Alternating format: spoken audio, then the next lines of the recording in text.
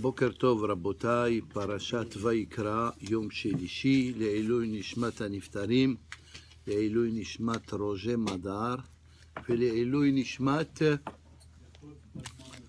יaqut בת ממו, שנפטרת לבית העולמה. Regardez les psukim dans Mishlei avant les Mishnayot. And Baruch Haba to our dear friend Ronald Reuven. Baruch Haba. Alors regardez les psukim. Ta'avat atzel temitenu ki me'anu yadav la'asot. Alors Shlomo HaMelech ici, il parle des gens qui sont fainéants. Atzel, c'est un atzlan. C'est quelqu'un qui est fainéant, quelqu'un qui ne fait pas grand-chose.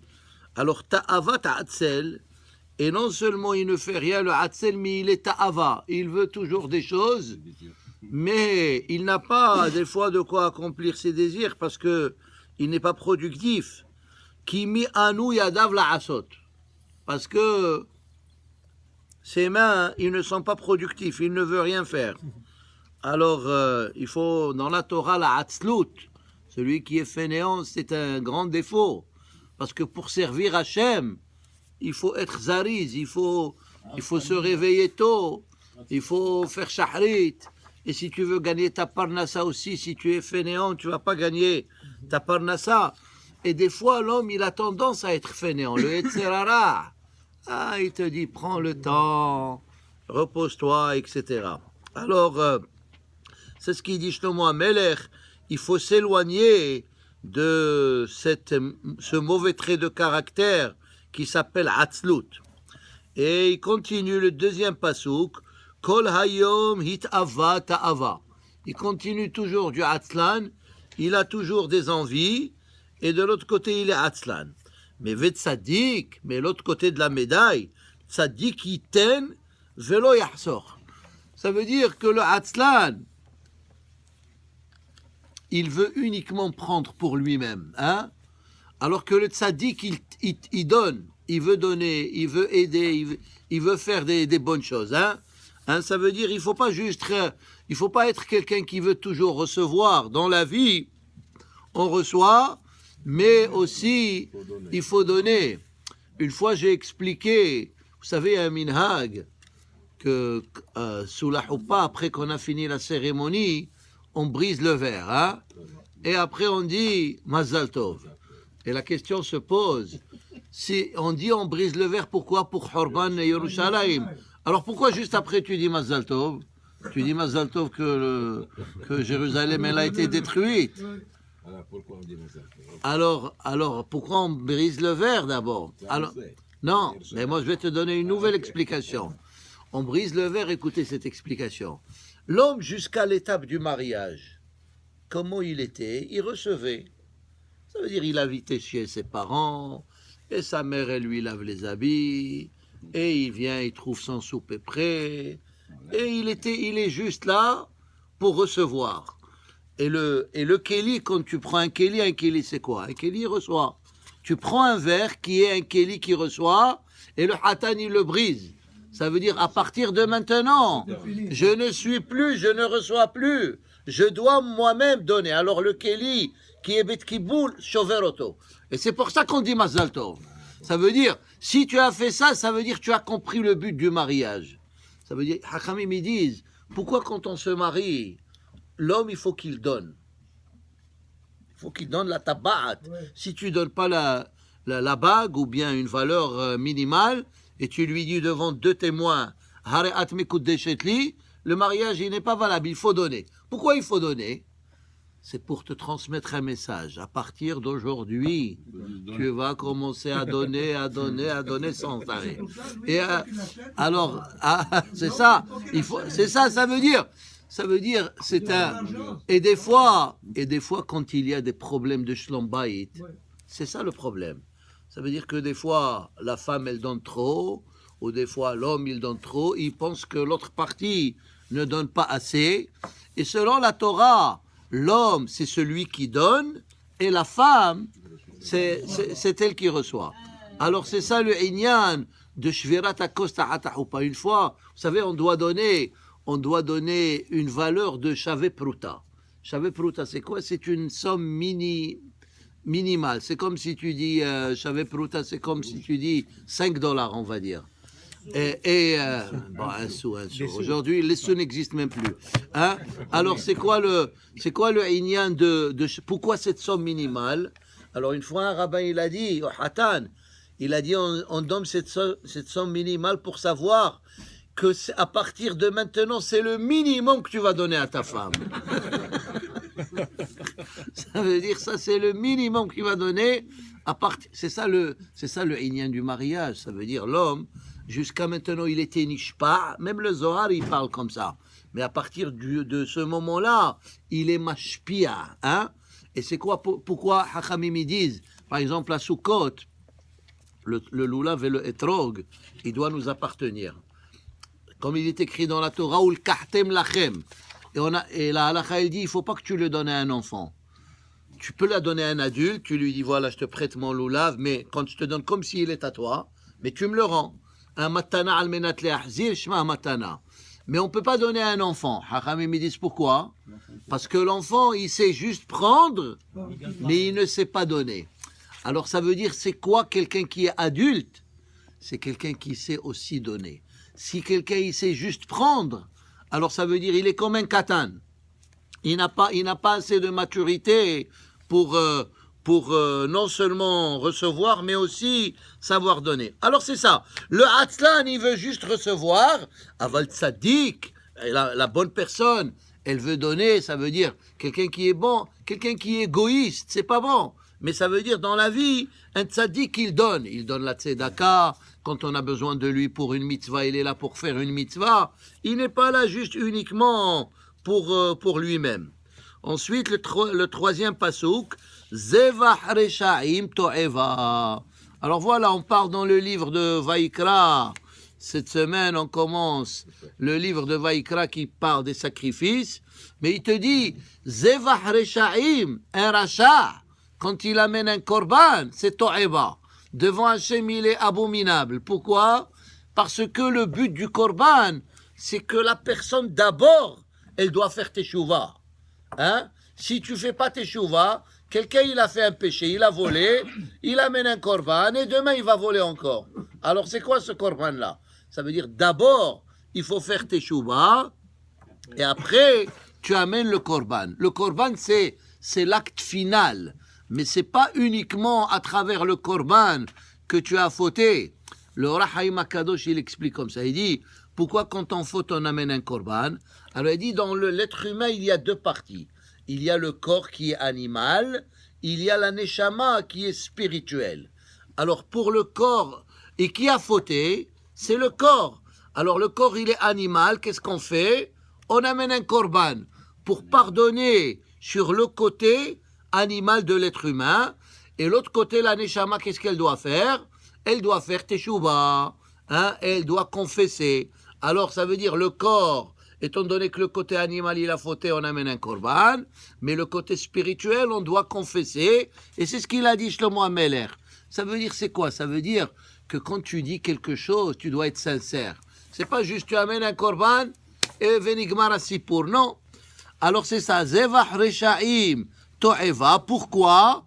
Af ki bezima yevienu. Parce que le rachat, même quand il amène un korban, c'est avec des mauvaises intentions. Ah, tu dis, voilà, j'ai fait une erreur, je fais une bêtise, je vais amener le korban, et c'est tout, Hachem, il va pardonner, et demain, je vais refaire la même histoire. Non, ki bezima yevienu, c'est pas bon. Et kezavim, yoved.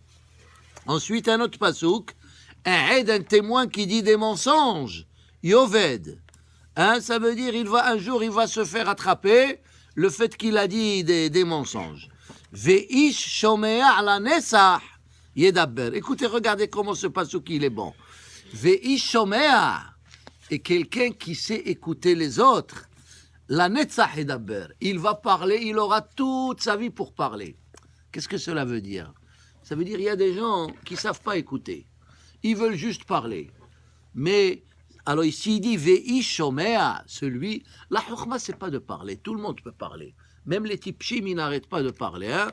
C'est ça leur point fort. Le tipesh, il n'arrête pas de parler.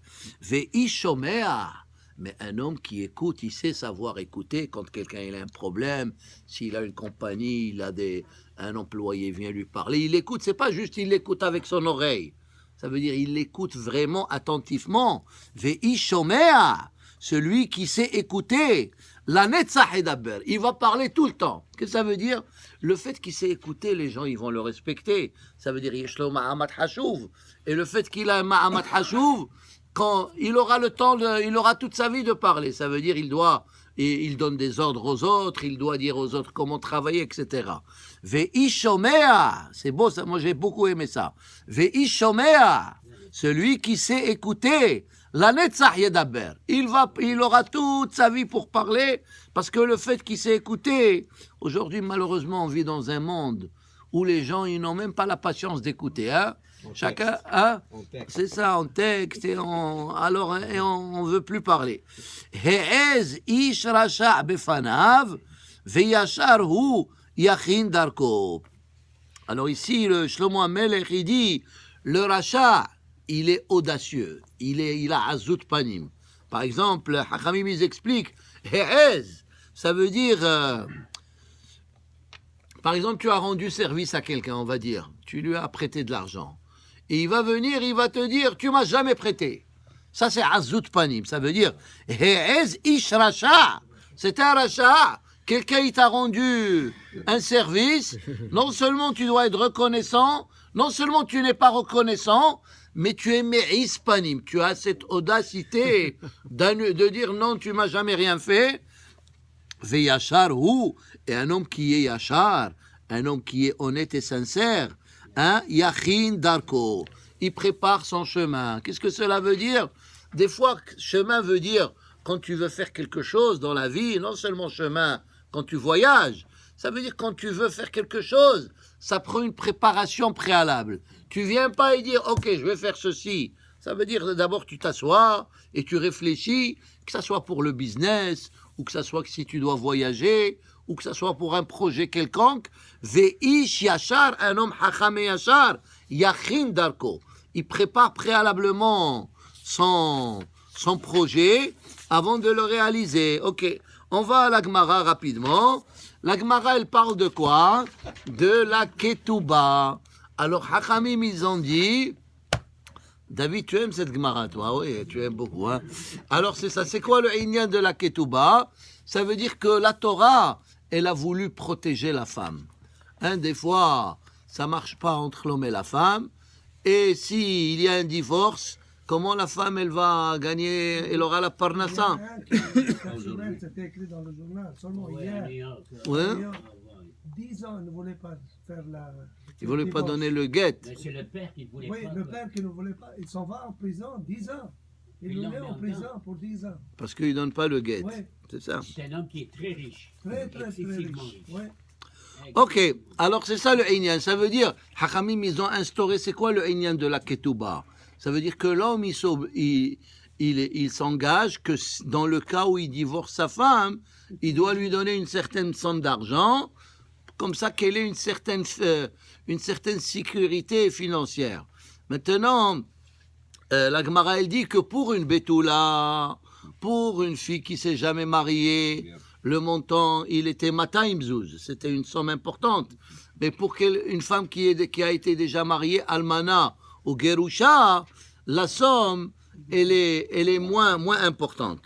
Alors la Gemara, elle va raconter, on va aller ça rapidement, on va voir comment, vous savez, des fois, Hachamim, ils font des lois, mais ils voient que la loi, elle n'est pas parfaite, et ils doivent s'ajuster et améliorer la loi. C'est comme aujourd'hui, et les lois, des fois que tu vois que la loi, elle n'est pas parfaite, ou bien des fois la loi c'est dur de l'accomplir, alors il faut s'ajuster. Alors regardez qu'est-ce que la Gemara elle dit. Maintenant si quelqu'un il a divorcé la femme, il a remarié la même femme. C'est une mitzvah de remarier sa femme qu'il a divorcée, à part si elle s'est mariée entre-temps. Si elle s'est mariée entre-temps, assour de la reprendre. Assour le'ahzir et gerushato. Hein? Mais si elle s'est... Mais c'est pas marié, il l'a pas. Mais si elle s'est jamais mariée, il se marie avec elle une deuxième fois. Alors, ve'hezira, Maintenant, elle ne peut pas lui faire le chantage. Elle ne peut pas lui dire, maintenant que tu veux me reprendre la deuxième fois, la ketouba, elle va être double. Alors non, s'il la reprend, almenat ketouba rishona. Ça veut dire le même montant que la première ketouba. Maintenant, ve'hezira al ketubata rishona hezira. Maoudetema ishtohu, deu katavla ketuba mine, avali vimto de la vilo katavla, echadim garsha ve'adara ema ketubata mine, kamashmalan. Alors la Gemara dit, et même pour quelqu'un qui devait faire le hiboum, hein, ça veut dire que l'homme, il est mort, il n'a pas laissé d'enfant, alors sa femme, elle doit se marier avec le frère. Si naturellement le frère, il accepte. S'il n'accepte pas, qu'est-ce qu'il doit faire? Il doit faire khalitza.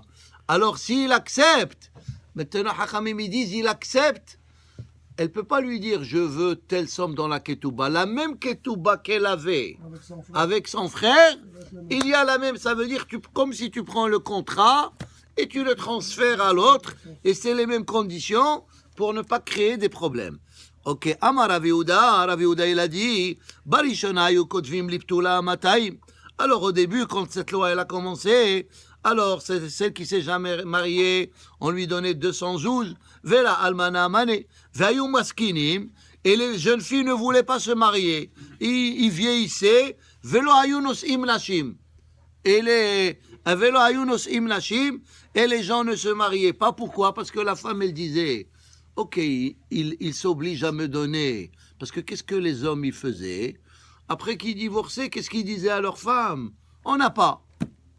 Et la femme, même que c'est marqué dans le contrat du mariage, comme quoi il doit lui donner la ketouba, mais s'il n'a pas, il n'a pas. Alors, hayu maskinim, velo ayunos imnashim. Alors, et les hommes et les femmes ne se mariaient pas, parce qu'il n'y avait pas de garantie comment la femme, elle peut récupérer l'argent de la ketouba.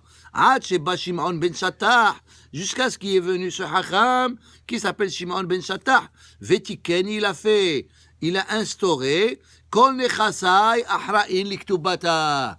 Ça veut dire il lui écrivait une clause dans le contrat que tous les biens qu'il a, là où est-ce qu'ils sont soumis à la ketouba. Ça veut dire que même s'il n'a pas de liquidité avec lui, mais s'il a une maison quelque part, ou il a une voiture, ou il a de la marchandise, ça veut dire on peut prendre de cette somme-là pour payer la ketouba. Alors c'est ça. Ça veut dire que les femmes là, il faut leur donner une certaine assurance. Tanya nameachi. בראשונה היו כותבים לבתולה 200 ולאלמנה מנה, והיו מסכינים ולא היו נושאים נשים, התקינו שהיו מניחים אותה בבית אביה. Alors Hachamim, ils ont dit non. Au début, ils ont dit non, que l'homme, il doit donner l'argent de la ketouba et on les laisse chez son père à elle. Comme ça, dès qu'il y a un problème, elle sait que l'argent est là. Mais cette loi, elle n'était pas bonne. Pourquoi? Parce que il y avait des femmes qui voulaient cet argent. Donc on va divorcer, au moins on va avoir un argent. Hein? De toute façon, quand elle est mariée, il lui donne rien du tout. Maintenant, elle va avoir la Va'adain kshu ko'es aleha. Il y avait des problèmes. On met là, lechi etzil ketubate. Dis va, prends ta ketouba. Hitkinu shiu manihin ota bevet hamia. Alors après, ils ont fait une autre takana, que l'argent, parce que Hachamim, il dit, ça crée une mahloket, parce que l'homme, des fois, il était dans des difficultés financières, et il sait que sa femme, elle a l'argent de la ketouba, et il ne peut pas toucher cet argent. Alors ça crée une tension, il n'y avait pas de shlom bayit, parce qu'entre-temps, en disant, il a $20,000, elle a $20,000, ils sont en train de dormir là-bas, et lui, il n'a pas de quoi payer le loyer. Alors, ça crée une certaine tension. Alors, ils ont changé la takana. Ils ont dit non. Maintenant, on laisse l'argent bévet chez son père à lui. Et comme ça, s'il a besoin d'argent, il peut aller les utiliser. Alors, hitkinu shiu manihim ota bevet hamia. Ça veut dire son père à lui. עשירות עושות ממנו קלטות של כסף וזהב, ועניות עושות עביד של מרגליים, ועדיין כשכועס עליה אומר לה תלי כתובתך, עד שבא שמעון בן שטח ותיקן, Alors après, il y avait d'autres étapes de cette takana. Et Shimon ben Shattach, il est venu, il dit, Kotev là, il lui écrivait dans la ketouba, Kol nechasai ahraï liktubater. Tous les biens que j'ai, là où est-ce qu'ils sont, ils sont responsables à ta ketouba. Alors en tout cas, c'était une loi. Mais C'était... aujourd'hui, la ketouba n'est pas, c'est symbolique seulement. C'est symbolique, ouais, ouais. Aujourd'hui, c'est symbolique. Aujourd'hui, on suit Dina de Malchuta. Ça veut dire que tu dois suivre la loi civile. Et c'est ça. Oui, mais parce qu'autrefois, il n'y avait pas tous ces. Aujourd'hui, il y a des lois civiles pour protéger la femme, etc. Qu'un divorcé ne paye à sa femme la ketouba. C'est ça, c'est ça. Alors, Il a $1 million. Mais il Ok. met longtemps qu'il veut. Zohar, après on fait Kaddish, Rabotai. Vino, Amadonna Eloheinu, Alenu Maasidenu, Kunu Maasidenu, Koneneu. Alors aujourd'hui, le Zohar, est-ce que tout le monde est marié ici? Ok, parce que le Zohar, il marche. Vous allez voir celui qui n'est pas. Ah. On va le marier. I think after this, you're going to get married. I don't know. Ok. I really don't know. Bour et. Alors regardez, ce Zohar là, il est dur. He's very tough. Tough language for those who are not married. Bour et. בשעה שאדם מתקן מעשיו על ידי הקורבן, quand l'homme. Alors comme on a dit, quand tu amènes un korban, c'est pas juste tu amènes un korban, mais taken ma'asav. Ça veut dire que tu dois améliorer ton comportement. Mais taken ma'asav al yedei korban, et après tu amènes le korban. Hakol mitbassem. Ça veut dire toi à ce moment-là, tout est parfait. Bossem, c'est comme des bonnes odeurs. Ou mitkarev, ou mitkacher, zebazé. Et là, tu fais les bonnes connexions avec Akadosh Baruch Hu quand tu amènes le korban, parce que tu t'es amélioré d'abord. Vezé chez Amar, Adam qui akriv mikem, qui akriv les kacher advarim karaoui. Ça veut dire, comme on a dit, avoir une bonne attitude. Ça veut dire quand tu amènes le korban, tu devais penser que c'est toi qui devais être le korban. C'est pour ça que c'est marqué mikem, ça veut dire ki illu atawa korban. Et tu dois faire tchouva. Bour et Adam qui akriv. Hein? Pourquoi c'est marqué Adam? Hein? Adam, ça veut dire c'est pour exclure celui qui n'est pas marié, il n'est pas considéré Adam. Il n'est pas considéré un être humain. Qui korbano et no korban. Et le korban qu'il amène, c'est pas un korban. Qui korbano et no korban, ou brachot enam nimtsaot etzlo. Et il n'a pas de beracha. Lo le ma'ala velo le mata. Ni en haut, ni en bas. Mimashma shekatuv. Attends, c'est pas fini, vous allez voir. Mimashma shekatuv. Adam qui akriv, ça veut dire Adam. Parce que où Hachem, quand Hachem il a appelé Adam, après qu'il a créé Hava, après que Vaikra et Shemam Adam. C'est-à-dire Adam, tant que Hava il n'était pas né, il n'était pas Adam. Il était Hatzi Adam. Adam qui a kriv shoné. Chez Enhu Adam, l'homme il n'est pas considéré être humain. Velo bichlal Adam, il ne fait pas partie de la race humaine s'il n'est pas marié. Ve'ashechina ena shora alav. Et la présence de Dieu, elle ne peut pas résider sur lui. Mishum sheu pagum, parce qu'il a un grand défaut. Is there enough or I give you more? Venikra ba'al mum. Comme s'il a un défaut, ou ba'al mum, c'est comme un korban qui a un défaut. Tu ne peux pas amener le korban si le korban il est boiteux. Ici, ce n'est pas le korban qui a un défaut. C'est l'homme qui l'amène qui a un défaut. Hein? Korban. Venadav va avihu. Et on va étudier pas dans la paracha de cette semaine, dans 2 semaines. Parashat Vaikra, Tzav, Shmini. Dans le 3e Shabbat, on va lire la mort des 2 enfants de Aharon. Nadav va avihu, le jour de l'inauguration du Mishkan. Pourquoi ils sont morts? Parce que le Zohar, il explique ici, parce qu'ils ont amené le korban, ils n'étaient pas mariés. Venadav va avihu mochechim shekatuv vatetze esh, il y a un feu qui est sorti, milifne Hashem, vatochalotam. Elle les a dévorés. Pourquoi? Shehu mita'am shelo hayu nesu'im. Parce que les enfants de Aharon, ils n'étaient pas mariés. Et Hachamim, ils disent, ils n'avaient pas une bonne attitude. Les enfants de Aaron, ils n'avaient pas la modestie, ils avaient la ga'ava. Ils disaient, qui va mériter de marier les deux enfants de Aaron HaKohen, le grand prêtre d'Israël? Alors ils avaient une certaine arrogance, parce que justement, vous savez pourquoi c'est bon le mariage? Parce que ça calme l'homme. Des fois, l'homme, il est Baal Gava, il a une grosse compagnie, là, il vient chez lui à la maison, il est comme, il s'assoit pareil, ça veut dire la femme, elle calme des fois la Gava que l'être humain il a, c'est ça l'explication. Et Eselo Ezer Kenegdo. Comment des fois il y a Ezer, comment l'homme, il peut progresser dans la vie?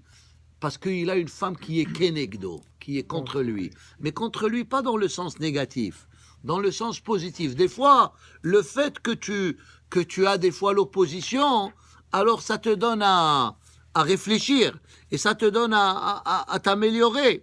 Alors c'est ce qu'il dit ici. Mishum shelo hayu nesuim ou mishum ze katuv Adam qui akriv mikem korban l'Hashem. C'est pour ça que c'est marqué Adam. Ça veut dire que l'homme, quand il amène un korban, il doit être marié. Adam hanikra, c'est quoi Adam? Zacharun keva, mâle et femelle, comme c'est marqué dans le livre de Bereshit. Et d'ailleurs, avant que Hava elle soit née, qu'est-ce que c'est marqué là-bas?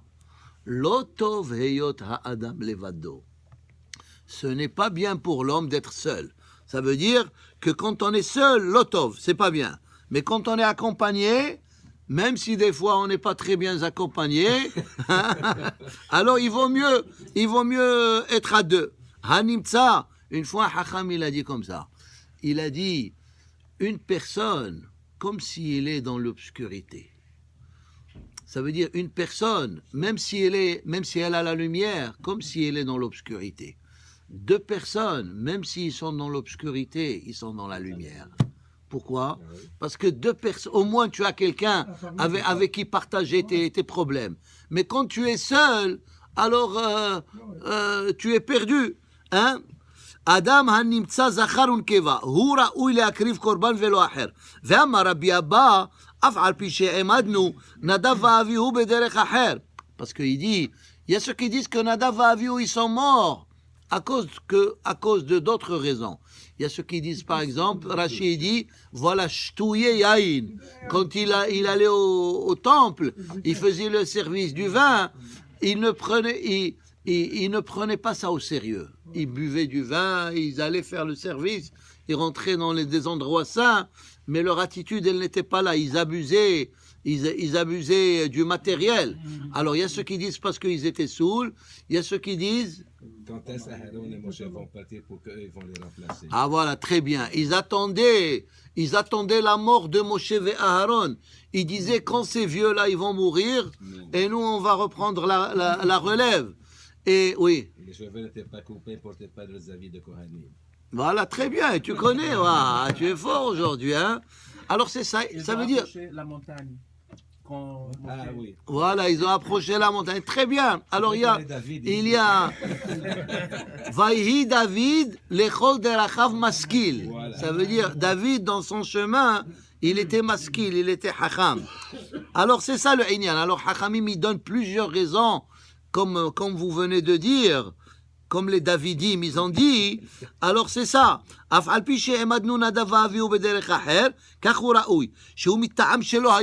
Mais la raison principale, parce qu'ils n'étaient pas mariés. Et pourquoi? Aval ketoret hi eliona. Et quand ils sont morts, quand ils ont amené la ketoret, parce que dans la ketoret, il y a les braises, il y a une certaine flamme, et cette flamme-là, elle les a dévorés. Vatetseesh. Parce que le service le plus spirituel du temple, c'est quoi on a dit? C'est la ketoret. La haviva ha ketoret yoter mikol ha korbanot. La ketoret qu'on fait, elle est appréciée devant Hachem plus que tous les offrandes qui existaient au temple. C'est pour ça qu'aujourd'hui, on lit la ketoret 2 fois par jour, parce qu'au Beth Amikdash, on faisait la ketoret. Le mot ketoret, ça veut dire lit kacher. On rentre en contact avec Akadosh Baruch Hu. On a expliqué une fois pourquoi la ketoret elle est plus appréciée que tous les autres korbanot. Pourquoi on a expliqué? Parce que quand Adam et Hava, ils ont fauté, comme je vous ai dit plusieurs fois, pour comprendre plusieurs idées dans le judaïsme, il faut toujours retourner au péché de Adam et Hava. Adam et Hava, quand ils ont fauté, ils ont abîmé 4 des 5 sens que l'être humain il a. Hein? Il a l'ouïe, ils ont vu, ils ont parlé, ils ont écouté, ils ont touché, mais le ta'am hareach lo nifgam. Mais l'odorat, il n'a pas été abîmé. C'est pour ça que quand on amène la ketoret, ça veut dire, c'est comme si on s'attache à Kadosh Baruch Hu, comme à la situation de Adam Arishon avant le péché. C'est pour ça que la ketoret haviva, ça veut dire, elle est comme parfaite, parce que l'odorat, il n'a pas été abîmé. Alors c'est ça, il dit, שאינם ראויים שיתברכו על ידם, ואם תאמר ותצא אש מלפני השם ותאכל אותם, למה? משל לאדם שבא לפני המלכה לבשר לה שהמלך בא לביתה. Alors ici on donne un machal, on est venu dire à la reine que le roi il va venir lui rendre visite, il va passer avec elle un peu de temps. Ba ish lifnei hamelech ra'a hamelech et ha'ish hahu shehu ba'al mum. Il a vu que cet homme-là, qui est venu lui dire d'aller chez la reine, physiquement, il avait des défauts corporels. Amar hamelech en ze kavodi. C'est pas mon kavod qu'on vient me chercher à travers une personne qui a un moum. Alors ici, le Zohar, il veut dire la même chose. Comme on a dit tout à l'heure, Nadav et Avihu, ils avaient le moum. Ça veut dire, c'est quoi la ketoret? On s'attache avec Akadosh Baruch Hu. Et quel est l'intermédiaire? L'intermédiaire, c'est le Kohen qui fait la ketoret. Mais l'intermédiaire, il doit être un homme parfait. Mais le fait qu'il ne soit pas marié, alors il n'est pas parfait, il n'est pas parfait. אמר המלך אין זה כבודי שעל ידי הפגום הזה אבוא אל המלכה, בתוך כך נתקנה המלכה את הבית בשביל המלך, כיוון שראתה שהמלך היה מוכן לבוא אצלה והאיש ההוא גרם שסלק עליה ממנו, אז ציוותה המלכה להרוג אותו האיש. Alors comme on a exécuté cet homme-là, la même chose avec les enfants de Aaron. Car ba'et shenichnesu Nadav va'avihu, quand Nadav va'avihu ils sont entrés au temple, ou bidehem ketoret, ils avaient la ketoret, samha hamalka venitkena lekabel et hamelech. Elle était très heureuse. Alors c'est comme l'attachement, le melech et la malka, c'est Am Israël et Akadosh Baruch Hu. C'est comme on appelle Shabbat Malketa, etc. La Shechina aussi, c'est la reine. כיוון שראתה המלך שאנו עושים פיגועים בעלי מאומין, לא רצה המלך שעל ידיהם יבוא אל המלכה לשלוח עמה, סלק ממנה, כשראתה המלכה שבשבילה מסלק המלך, מיד ותצא אש ותאכל אותם. וכל זהו, משום שמי שאינו נשוי, tout celui qui n'est pas marié, הוא פגום. Il est considéré פגום, הוא בעל מומים. Il n'a pas juste un défaut, il a plusieurs défauts. לפני המלך, וקדושת המלך מסתלקת ממנו, et la קדושה de la Torah, elle s'éloigne de lui, ואינה שורה בפגם. ועל זה כתוב אדם. Tout ça, c'est pour expliquer un mot. Pourquoi c'est marqué Adam? Ça veut dire Adam, c'est quand on est deux personnes. Qui akriv mikem korban. Mishe nikra Adam, yakriv. Si tu es Adam, ou Mishe eno nikra Adam, shebilti nasur le yakriv. C'est pour ça d'ailleurs que le Hazan, c'est marqué dans le Shulchan Aruch, que le Hazan, c'est comme le Kohen. Hein? Et quand le Kohen, il faisait les prières Yom Kippour, qu'est-ce que c'est marqué là-bas? Vechiper ba'ado ou ba'ad beto. Ça veut dire, il faut qu'il ait bait. En beto, et la ishto. Et c'est pour ça que, alors le Hazan, c'est comme le Kohen, il devait être marié, et c'est pour ça que, qu'est-ce qu'on a étudié, qu'est-ce qu'elle dit la Mishnah?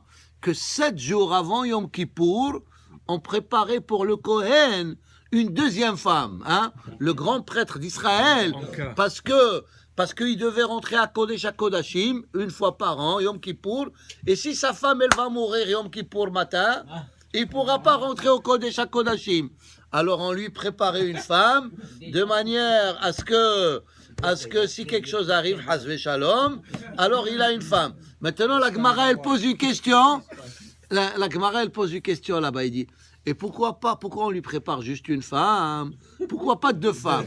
De peur que la deuxième aussi, elle va mourir.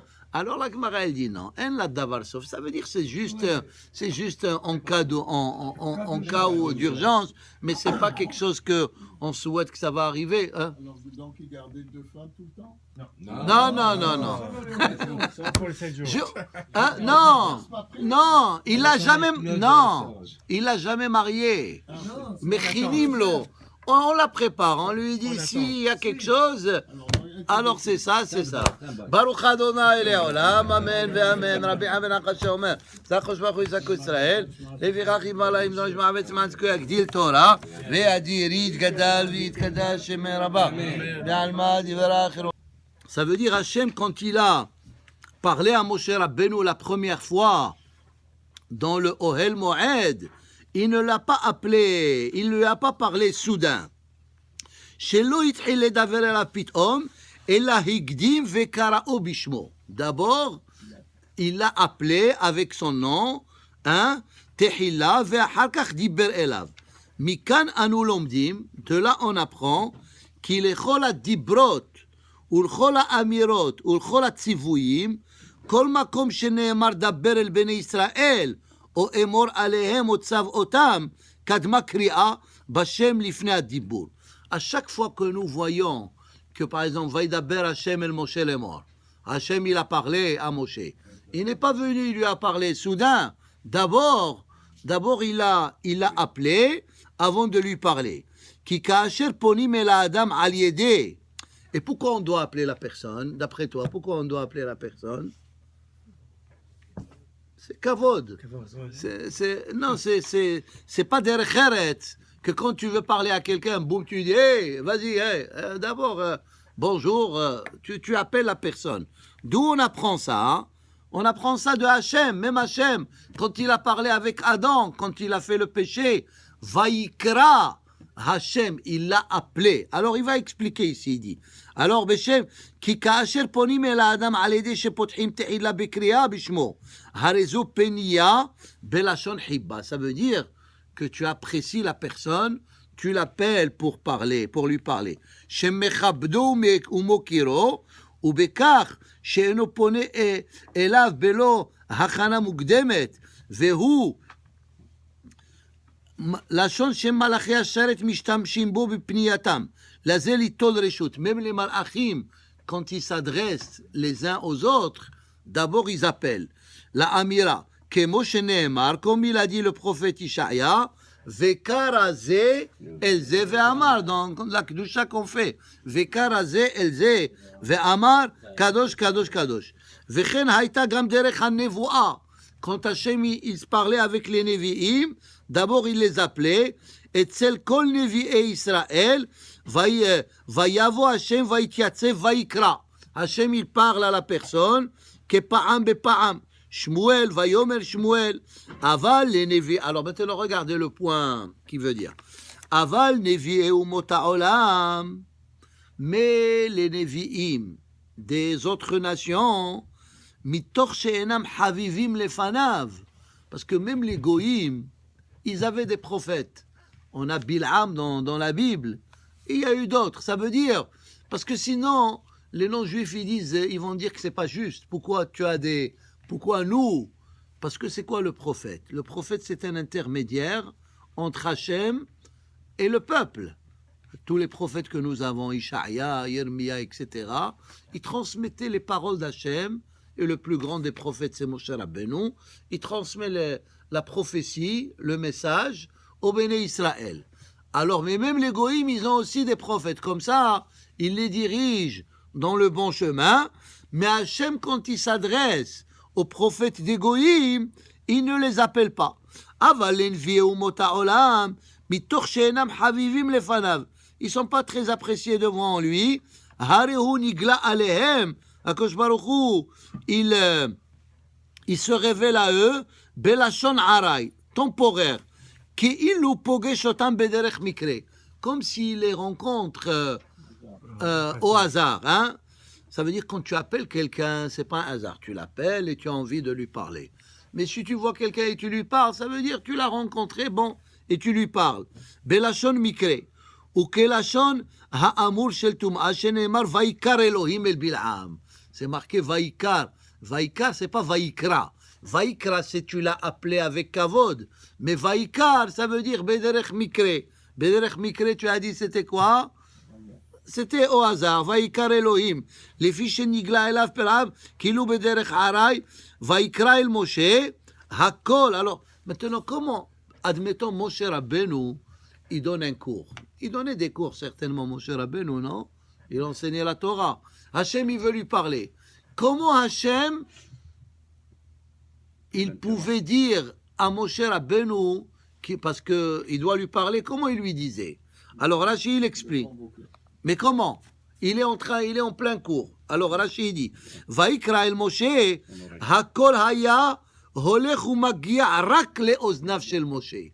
Ça veut dire, il donnait un cours. Il avait un truc, un Bluetooth, et il avait un signal, Hachem, il veut te parler. C'est ça, Vaikra. Et à ce moment-là, Moshe Rabbeinu, il devait aller où? Il devait aller au Ohel Moed.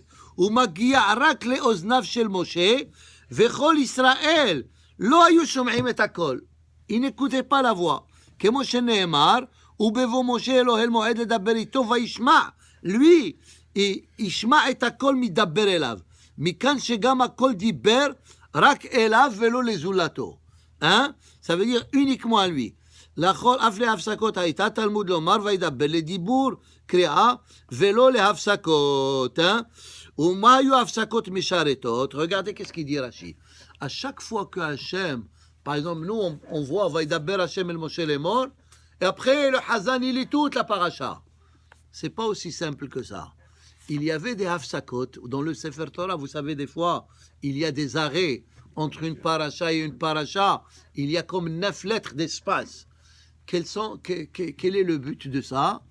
C'est qu'à chaque fois qu'il y a ces 9 lettres d'espace, Hachem, il donnait un break à Moshe Rabbeinu quand il lui enseignait la Torah à Har Sinai ou bien dans le Ohel Moed.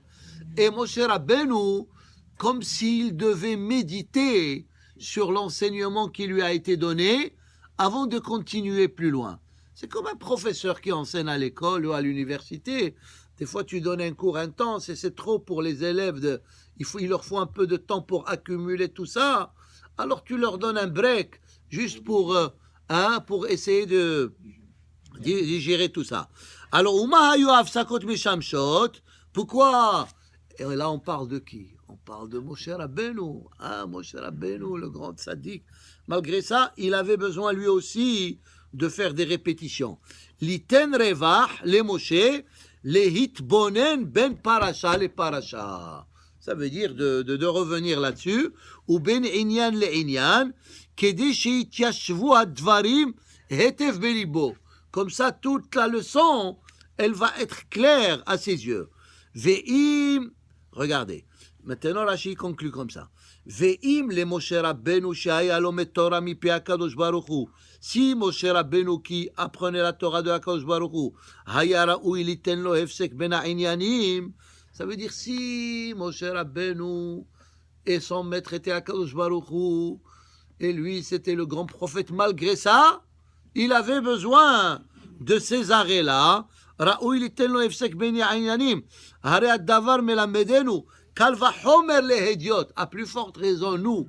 Hediot, ça veut dire, nous, on n'est pas à la hauteur de Moshe Rabbeinu, et notre enseignant, c'est pas Kadosh Baruch Hu.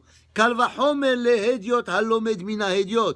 Talmud lomar, etzel rabbo, sheuzakuk le rav, ben inyan le inyan. C'était un rachis important. Je voulais juste vous ajouter un autre commentaire. Alors, tout d'abord, ce commentaire de Rashi, c'est quoi? Ça veut dire quand tu veux t'adresser à quelqu'un, il faut avoir beaucoup de derech eretz, vayikra, elav, etc. Et le deuxième message, quand on étudie quelque chose, il ne faut pas juste fermer le livre et partir, mais il faut méditer sur ce qu'on a étudié. Maintenant, le troisième message, il est le suivant. On a lu dans la paracha dans une des parachiotes, c'est marqué Vayetse ou kol adat bnei Israël min lifnei Moshe. Ça veut dire, Moshe Rab, ils sont venus prendre un cours C'est marqué là-bas dans le Inyan du Mishkan. Vayetseu. Hein? C'est Vayetseu, c'est dans Parashat Vayakhel. Vayetseu kol adat bnei Israël milifne Moshe. Ils sont sortis après qu'ils ont fini le cours. Et la question se pose. Qu'est-ce qu'on est venu nous? Quel message on veut nous transmettre? Bien sûr, quand tu finis le cours, tu t'en vas. Qu'est-ce que ça veut dire? Vayetseu kol adat bnei Israël milifne Moshe. C'est pour nous enseigner un message très important. Quel est le message? Le message est, quand tu sors d'un cours, ça veut dire, tu dois être inspiré, que même les gens qui sont dehors, ils vont remarquer sur toi une élévation spirituelle. Ça veut dire, Vayetseu kol adat bnei Israël milifne Moshe, quand ils sont sortis après le cours de Torah que Moshe Rabbeinu il leur a donné, ça se voyait qu'ils sont sortis d'un endroit très très spécial. Et aussi dans les choses de ce monde, aussi la même chose. Par exemple, quand tu vois quelqu'un sortir d'un bar, comment il est, hein? Ou bien, quand tu vois quelqu'un sortir d'un match de hockey, disons les Canadiens, ils ont perdu, comment il est? Il est triste. Et si les Canadiens, ils ont gagné, waouh, il y a la grande fiesta, hein? On raconte une histoire. Vous savez, il y avait dans le centre sportif là à New York, comment on appelle le grand centre sportif à New York, hein? Madison Square Garden. Il y avait là-bas le Siyum HaShas. Ils ont fini il y a quelques années. Il y avait plus de 100 000 personnes parce qu'ils ont fini tout le cycle du Talmud, que ça prend 7 ans et demi. Et après, ils sont revenus au métro. Il y avait des Américains qui les voyaient comme ça, sérieux. Et ils savaient qu'ils sont sortis de Madison Square Garden. Alors, ils leur ont dit quel match il y avait. Okay. Il dit, il n'y avait pas de match. Alors, il dit, pourquoi vous êtes si sérieux que ça? Il dit, non, parce qu'on a fini une étude que ça dure 7 ans et demi pour finir. Et c'était un événement très, très spécial. Et même les goïms, ils étaient impressionnés. Ça veut dire, regarde la différence quand eux, ils sortent d'un match et quand là, ces religieux-là, ils sortent un autre style de match. En tout cas, quel est le message de tout ça? Ça veut dire quand on fait une mitzvah, mais pas seulement un cours, quand tu fais une mitzvah, ou quand tu assistes à un cours, ou quand tu as fait une bonne activité, ça doit laisser une impression sur toi de telle manière à ce que même les autres, ils vont le remarquer. C'est ça, Vayetseu kol adat bnei Israël milifne Moshe. Et si quelqu'un, par exemple, il sort du Beth Midrash, et il sort, disant, comme un débile, ça veut dire qu'il n'a rien suivi dans le cours, ou bien il n'a rien compris du cours. Au moins les premières minutes. Après, on doit continuer notre journée, ça c'est autre chose. Mais au moins les premiers temps après le cours de Torah, tu dois être impressionné et ça doit faire sur toi une influence de Gdusha. Baruch Adonai Le'olam. Hazakim Baruchim.